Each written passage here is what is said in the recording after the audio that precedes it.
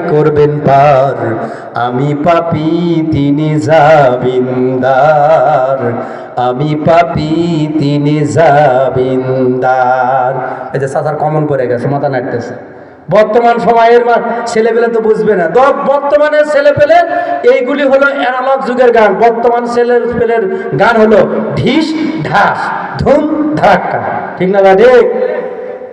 হ্যাঁ, তাহলে আল্লাহ রাব্বুল আলামিন বলতেছেন, দুই কান্দে দুই মুহুরি লিখতে আছেন ডায়েরি। ডায়েরি মানে কি?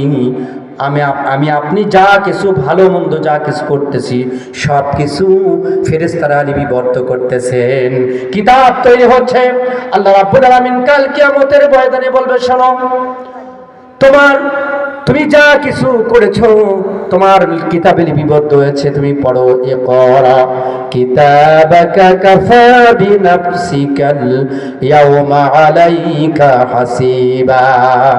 আজকে তোমার কিতাবটা তুমি পড়ো আর তুমি ফয়সালা করে নাও জান্নাতে যাওয়ার যোগ্য না জাহান্নামে যাওয়ার যোগ্য। ঠিক না ভাই? ঠিক।